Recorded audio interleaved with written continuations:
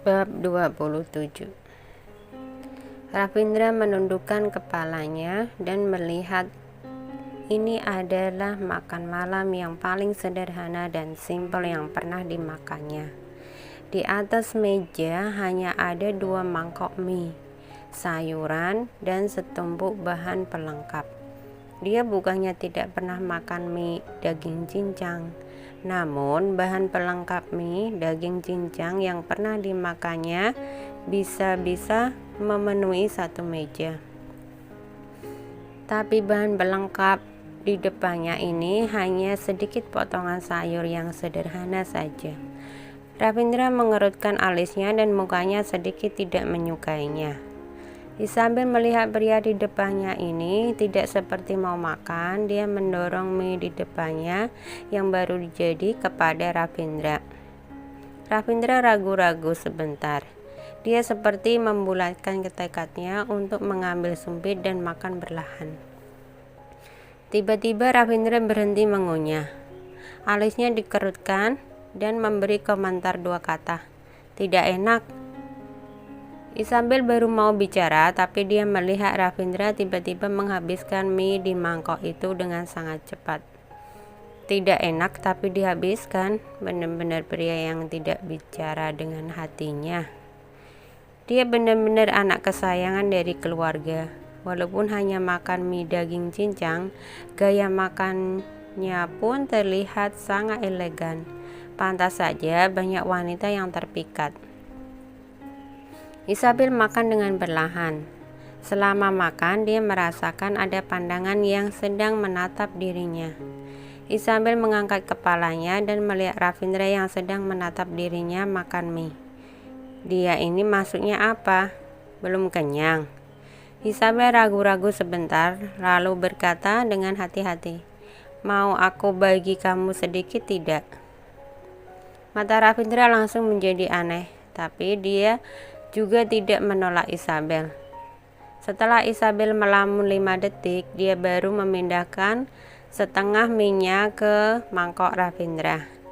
Kebetulan di saat ini Nando tiba-tiba datang untuk melapor sesuatu. Saat dia masuk ke dalam, kebetulan melihat kejadian ini. Ravindra mengangkat sumpitnya dan terlihat moodnya sangat bagus. Dia menghabiskan setengah mangkok mie yang diberi oleh Isabel. Bola mata Nando hampir copot melihatnya. Pak Direktur, numpang tanya, pria yang makan mie dengan lahap itu, apakah direktur dari Kitadara Finance Group? Pak Direktur, misopobia kamu di mana? Isabel diam-diam menghabiskan minyak sendiri dan mengangkat kepalanya dan melihat ekspresi Nando yang sedang takut seperti melihat dinosaurus. Isabel tahu Nando datang semalam ini pasti ada hal yang sangat penting untuk dibicarakan, maka dia langsung berkata, "Aku sudah kenyang, kalian bicara saja."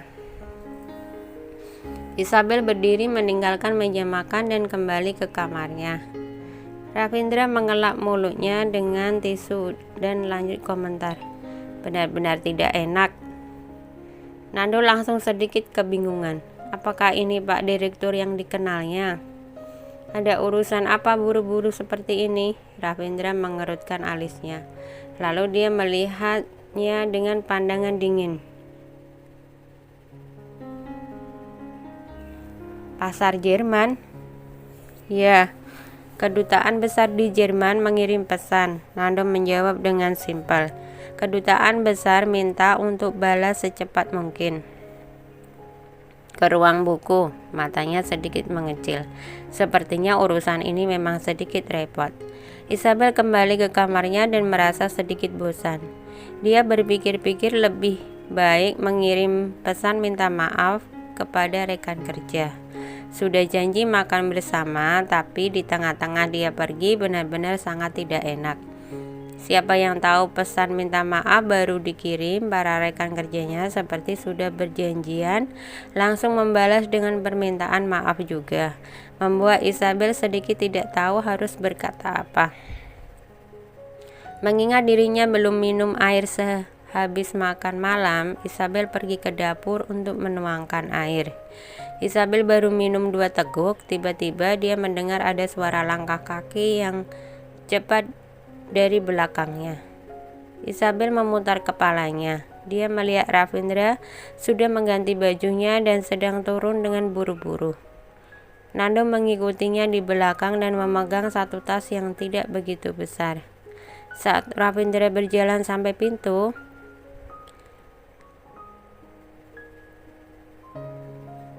dia menghentikan langkah kakinya dan melihat Isabel. Isabel memegang gelas dengan kebingungan. Dia tidak tahu harus bicara apa. Dia tiba-tiba berhenti. Bagaimana? Apakah dia ingin bertanya sesuatu? Isabel menjilat bibirnya dan melihat Ravindra dengan kebingungan. Dia benar-benar tidak tahu harus tanya apa. Ravindra berpenampilan seperti ini pasti mau keluar. Jangan-jangan dirinya harus omong kosong. Kamu mau keluar ya? Ini benar-benar terlalu omong kosong kan? Pandangan Ravindra tiba-tiba tertuju ke bibir Isabel. Gerakan dia menjilat bibir tadi ternyata sangat lucu. Lucu, pasti gila. Tidak disangka bisa merasa wanita ini lucu. Wanita ini hanyalah istri kontrak, hanya bertanggung jawab untuk melahirkan penerus keluarga Gitadara. Bisa-bisanya dirinya merasa dia ini lucu. Ravindra menggelengkan kepalanya dan siap-siap pergi. Tapi dia belum berjalan beberapa langkah, dia lagi-lagi berhenti. Dia tetap tidak bisa menahan diri untuk memberitahukan perjalanan dia kepada Isabel. Dengan suara dingin dan berkata, "Malam ini aku harus terbang ke Jerman." "Ah?" Isabel masih sedikit kebingungan, tapi otaknya tetap bisa mengikuti kecepatan Ravindra. "Kalau begitu, kamu hati-hati di jalan." Mendengar nasihat dari Isabel membuat moodnya membaik. Kemarahan dia karena pasar Jerman tidak lancar juga jauh berkurang. Nando langsung menganggukkan kepalanya dan berkata kepada Isabel, "Ibu tenang saja, Pak Direktur punya pesawat khusus untuk pergi. Dalam hal keamanan pasti tidak akan ada masalah." Isabel menganggukkan kepala dengan kebingungan. Lalu dia mengantar Ravindra dan Nando sampai pintu rumah sambil membawa gelas. 30 menit setelah Ravindra dan Nando pergi dengan mobil Lamborghini-nya, Isabel baru tersadar. Ravindra pergi. Rumah ini hanya sisa dia sendiri. Astaga, bahagia sekali. Dirinya akhirnya bisa hidup tanpa tekanan dari Ravindra. Emosi pria itu benar-benar sangat aneh. Selalu marah tidak jelas dan juga bisa seriang dengan tidak jelas. Harus selalu menebak mood dia adalah hal yang sangat merepotkan. Malam ini, bukan. Mungkin beberapa hari ke depan dirinya bisa bebas. Saat memikirkan hal ini, mood Isabel langsung menjadi cerah. Bahkan air di tangan pun menjadi terasa manis. Isabel kesenangan sampai berputar-putar di tempatnya. Mebel dan peralatan rumah tangga lainnya yang awalnya tidak enak dilihat di saat ini seakan-akan menjadi bergerak. Ini adalah pertama kalinya dirinya merasa tinggal di rumah ini adalah hal yang sangat nyaman. Juga adalah pertama kalinya dia bisa menyentuh barang-barang kelas atas di rumah ini dengan serius. Dia mengisi bak mandi sampai penuh dan berbaring di dalamnya. Mandi dengan nyaman. Astaga, benar-benar sangat nyaman. Isabel mengambil busa dari bak mandi, ditiup di mulutnya. Melihat busa yang terbang membuat dirinya tertawa. Setelah mandi, dia berputar-putar di atas ranjang besar dengan hanya menggunakan satu anduk. Bahagia sekali. Malam ini akhirnya dia hanya sendirian di rumah ini. Sudah tidak perlu memikirkan harus bersikap seperti apa menghadapi pria itu. Isabel tidak tahu dirinya bagaimana bisa tertidur. Pokoknya dia mimpi indah. Di dalam mimpinya dia sedang menggandeng tangan anak kecil berlari-lari di lautan bunga lavender. Dari kejauhan ada satu pangeran mengenakan jas putih sedang berjalan mengarah ke dirinya dan anaknya. Tapi muka dia terlalu samar-samar dan tidak bisa dilihat dengan jelas. Dirinya berusaha untuk melihat muka orang itu dengan jelas, tapi semakin dia berusaha, semakin tidak jelas. Di saat ini, pria itu tiba-tiba muncul dari belakang dan memeluk dirinya, membuat dirinya terkejut dan berteriak, "Kamu siapa?" Pria itu tersenyum, "Tentu saja suami kamu." Dirinya langsung memutar kepalanya dan muka orang itu tiba-tiba berubah menjadi Ravindra. "Ravindra? Tidak, kenapa bisa dia?" Isabel langsung terbangun dari mimpinya. Matanya terbuka lebar dan dia menepuk mukanya sendiri. Lalu dia melihat ke atap dan berbicara sendiri. "Aku pasti sudah gila. Bisa-bisanya aku memimpikan Ravindra. Aku pasti terlalu gugup, jadi bisa memimpikan dia. Dia sudah pergi. Di rumah ini hanya aku sendiri. Beberapa hari ini aku akhirnya bisa santai. Darling, Mami akhirnya bisa tenang." Mengingat Ravindra tidak ada di rumah, Isabel merasa dirinya sangat bahagia. Dia bangun dari ranjang dan dia mengambil baju pria secara asal dan dipakaikan di badannya, lalu keluar tanpa mengenakan sandal. Matahari di pagi hari benar-benar sangat indah. Isabel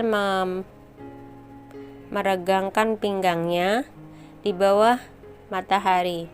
Dia merapikan rambutnya yang berantakan dan menyapa matahari yang cerah. "Selamat pagi matahari, aku Isabel, aku sangat baik." Setelah bicara, Isabel merasa dirinya sangat bodoh. Untung saja di rumah tidak ada orang. Dirinya bodoh seperti apa juga tidak apa. Melihat di balkon ada banyak pot bunga, Isabel langsung mengambil air dan menyiramnya. "And is our good intended right to be loved? Love, love, love, love. So I won't hesitate no more. It cannot wait, I'm sure. There is no need to complicate. Our time is short. This is our fate. I'm yours. Do you want to come?" Isabel menyiram bunga sambil menyanyikan lagu I'm Yours yang paling disukainya. Sampai ke bagian yang paling disukainya, dia memegang penyiram air. Dia berputar-putar seperti penyiram air adalah kekasihnya. Dengan mukanya yang cerah, dia tersenyum ke arah penyiram air itu. Saat Ravindra turun dari mobil, dia langsung melihat kejadian di depannya ini. Nando baru mau bicara, Ravindra langsung mengangkat tangannya dan melarangnya. Nando diam-diam mundur ke belakang. Hatinya memberikan satu tangkai bunga untuk Isabel. "Nyonya hebat sekali." Nyonya memakai kemeja Pak Direktur, tapi Pak Direktur sama sekali tidak marah. Harus tahu dia sangat misofobia dengan barangnya sendiri. Dan juga Pak Direktur belum juga terbang ke Jerman. Dia langsung menelepon orang itu. Tidak peduli dengan betapa kerasnya orang itu, dia bersikeras untuk meminta orang itu juga mengirim pesawat khusus. Mereka berdua langsung mendarat di Dubai. Setelah beberapa jam perang kata-kata, mereka menandatangani perjanjian baru, lalu langsung terbang pulang. Awalnya Nando merasa Pak Direktur tidak perlu pulang buru-buru seperti ini. Tapi sekarang Nando merasa perjalanannya yang buru-buru ini sangat setimpal. Ravindra hanya berdiri di bawah villa seperti itu dan mengangkat kepalanya melihat Isabel di balkon, memakai kemeja putih. Dirinya menyiram bunga sambil berputar-putar dan menyanyi. Melihat rambut hitam dia yang melayang dan senyumnya yang cerah, pinggangnya yang lembut dan dua kakinya yang panjang sedang berputar-putar. Mendengar suara nyanyiannya, walaupun beberapa kata yang dia ucapkan tidak begitu akurat, tetapi terdengar sangat enak. Terutama saat dia melihat penyiram air itu dengan tampangnya yang malu-malu. Tidak disangka membuat hati Ravindra tersentuh.